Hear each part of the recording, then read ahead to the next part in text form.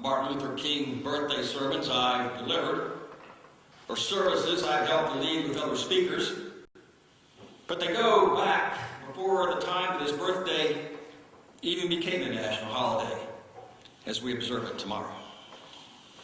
There may have been other Martin Luther King Sundays that preceded or came right after a presidential inauguration, but none that quite comes like the one prior to the inauguration that will take place this Friday. It's quite a confluence. For many of us, the immediate after effects of last November's presidential election have come and gone, and now we look to what that election could actually mean. I could offer my speculation on what the upcoming American presidency might be for our country, might mean for our country. Speaking for myself, I have a great deal of foreboding. But rather than go that way, I'd like to hold up some episodes from Dr. King's life that I find to be especially informative at this time in our country's history. I feel there are certain events in his life that offer some significant messages for us at this time in our national life. Messages we need, now more than ever.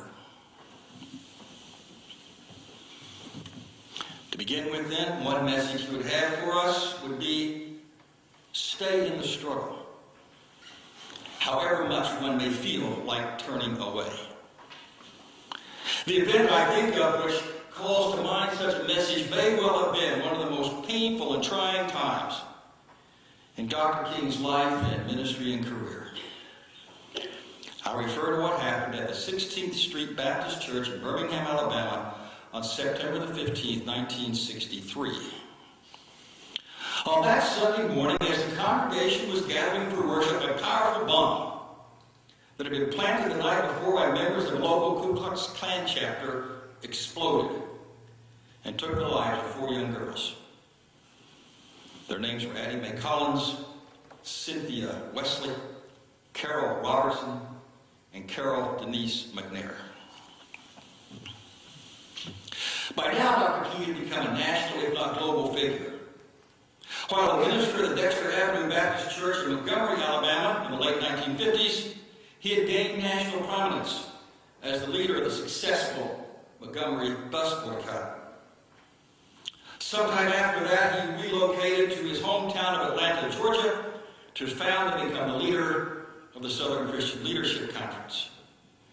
The SCLC became the lead organization in our nation's civil rights movement as it continued to gain momentum. Barely 3 weeks had gone by since Dr. King had delivered his I Have a Dream speech to tens of thousands of persons in front of the Lincoln Memorial before this act of terror took place in Birmingham. Dr. King was asked to come to Birmingham, where he had previously led protests against racial segregation and injustice. He was asked to come back to Birmingham to speak at the memorial service for the 4 girls.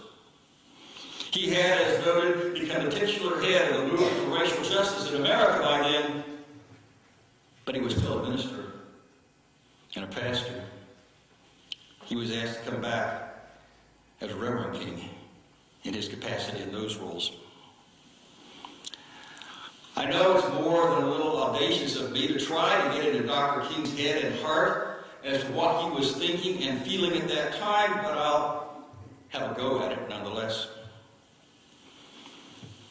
He traveled from Atlanta to Birmingham, knowing he'd be called upon to offer comfort and counsel to the families of Annie and Cynthia and Carol and Denise, as well as to an angry and grief-stricken congregation and African-American community in the city of Birmingham.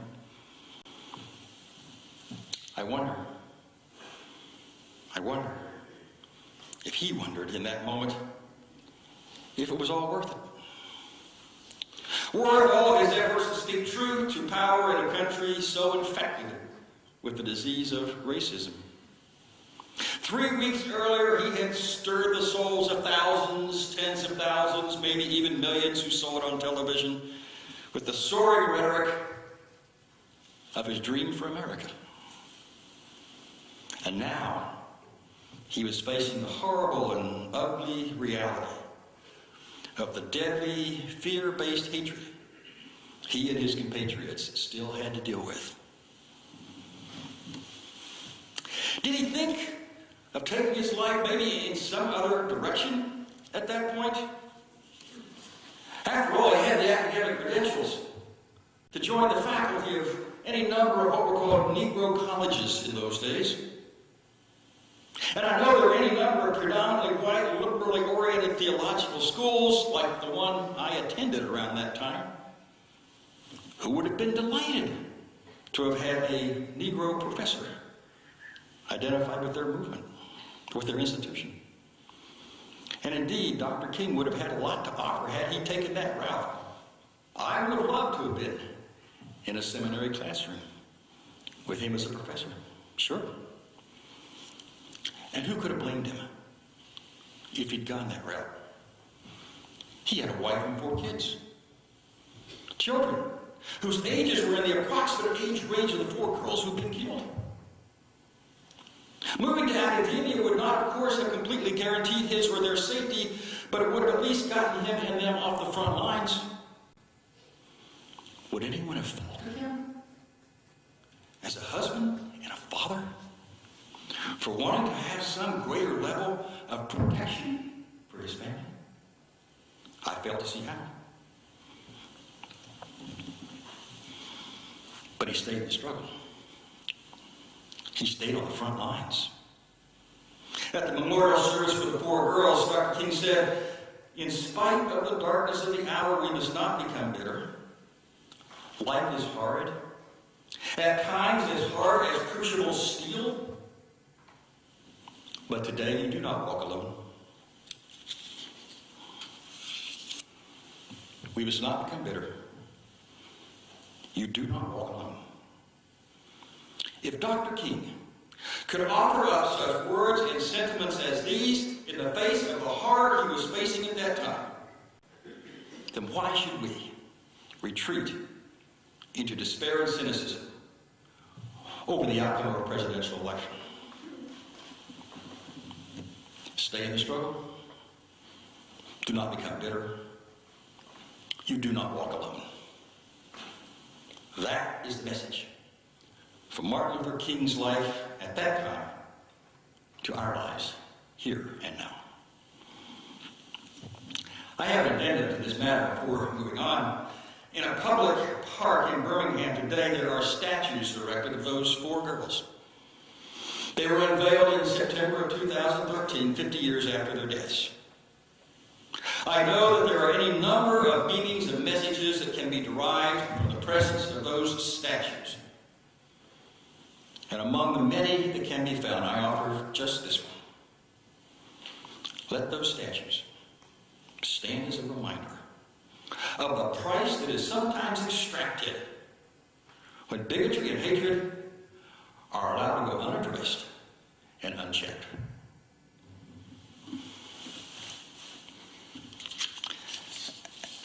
As we well know, it was his decision to stay in the struggle to remain on the front lines that cost Dr. King his life less than 5 years after the Birmingham church bombing.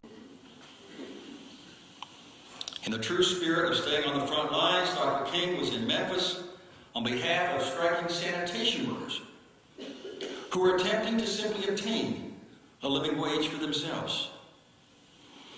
Many of them were African American, but not all.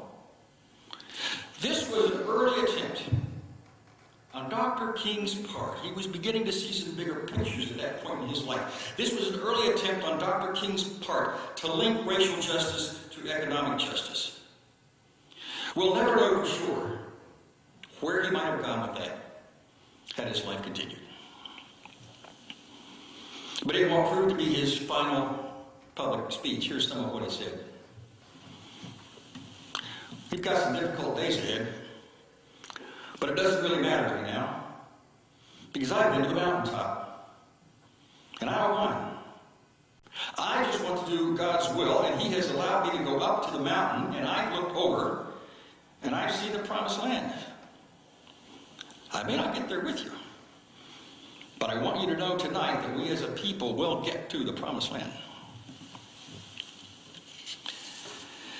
Dr. King was clearly in preacher mode in speaking those words. He was, one might say, channeling his inner Moses. He was recalling an episode familiar to many of you, I'm sure, an episode in the legend of the Exodus where Moses has led his people out of slavery but still hasn't gotten them to where they need to be, the promised land. And Moses, so the story goes, is not permitted to get there with him. He can only view the goal of the movement he's been leading from the top of a mountain. And then he dies.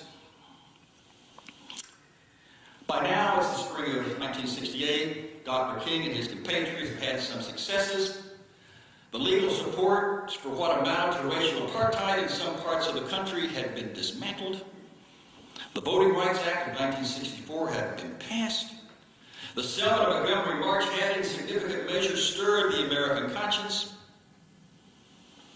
But Dr. King also knew that actions provoke reactions, that progress fuels backlash, and that the advance of justice does not move in a steady and ever forward line. We've got some difficult days ahead, he rightly foresaw.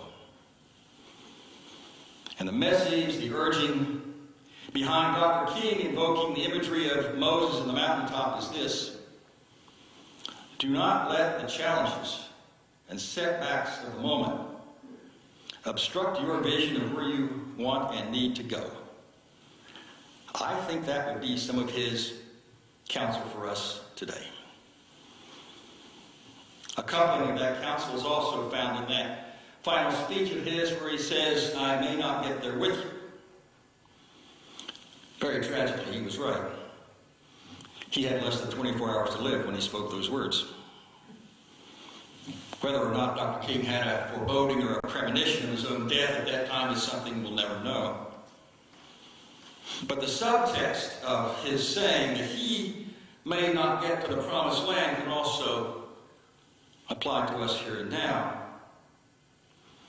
We will not see the full fruition of our efforts any more than Dr. King did, however long any of us may live. This is what it means to take the long view of history, to be people of the long view. It's not believing that your efforts to advance the moral arc of the universe, however small or even futile those efforts may seem at times, are nonetheless worthy of your energy, worthy of the investment of a portion of your life. That, I feel, is what Dr. King would tell us now. That metaphor, the moral arc of the universe bending towards justice, was one that Dr. King often invoked, and it's one you've heard me refer to at various times as well, I know. It originated, as best can be determined, with our Unitarian ancestor, the Reverend Theodore Parker, coming out of his involvement in the abolitionist movement. And so, reflecting what I just said, that moral arc may indeed bend towards justice, but it does not move in a singular, continuously forward direction. It moves in the direction that we, as agents of that moral arc, push it. And there will be pushback from time to time. Dr. King knew that. We must know that as well. But whatever pushback there is, that moral arc is still there. It has not disappeared. And it will not disappear so long as we continue to be its faithful agents. Still another base to touch now when it comes to invoking Dr. King's life and legacy for our time. I find it in some of what he said when he was awarded the Nobel Peace Prize in December of 1964. These are some words from his acceptance speech. I accept this award with an abiding faith in America and in an audacious faith in the future of mankind. I believe that unarmed truth and unconditional love will have the final word in reality.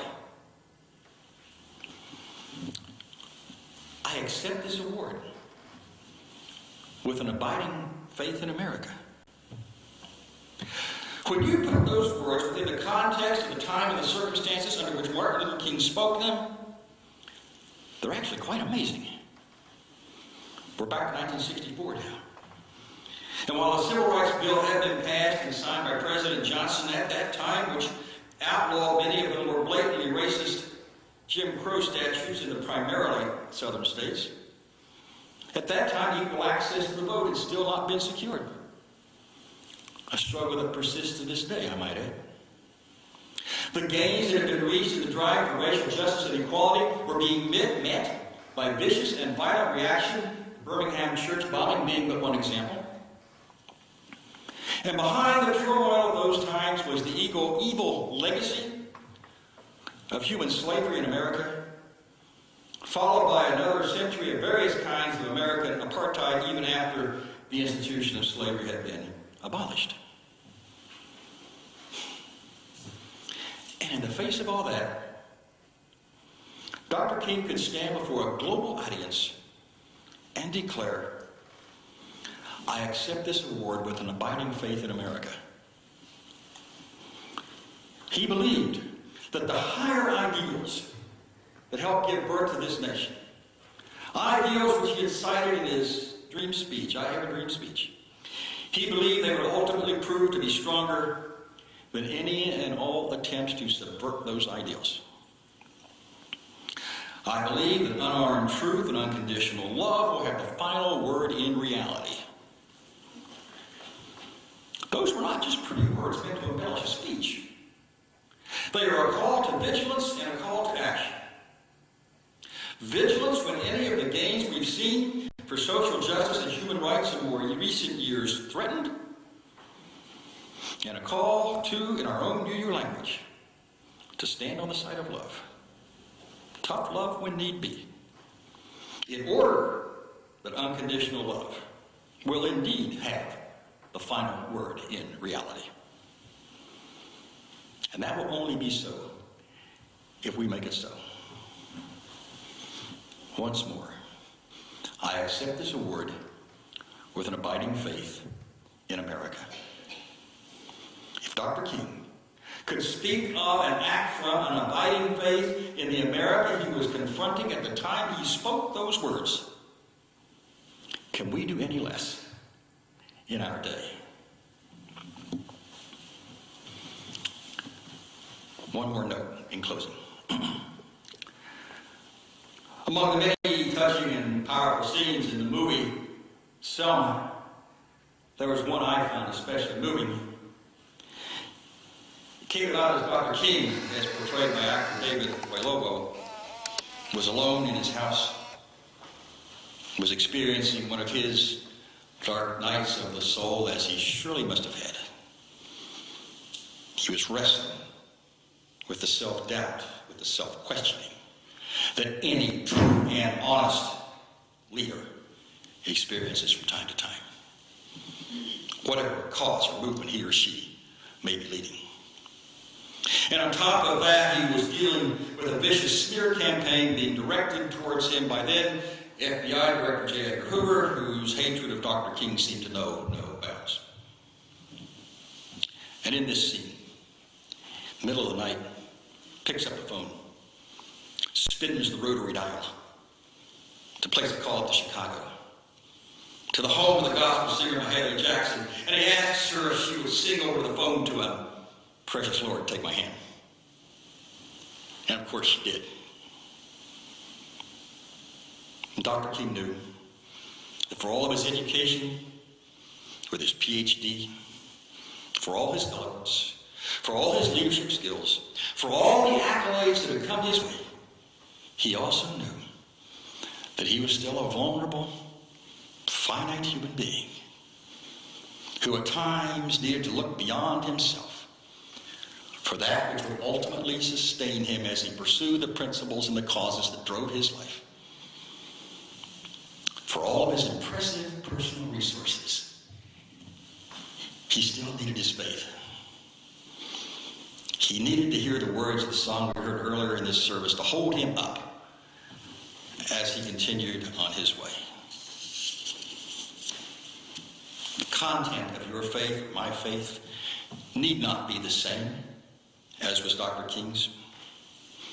But bear in mind that as we meet the challenges and respond to the calls to action that surely will lie before us, and whatever our skills, abilities, and energies may be, there will be times when we will experience our own human vulnerabilities and human limitations, and when we will perhaps have our own times of self-doubt and wondering.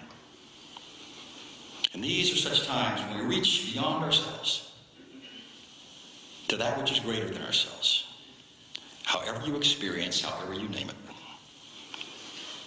Be mindful then of what it is that ultimately sustains you at such times. What are the spiritual resources and groundings you call on as you and I stand on the side of love?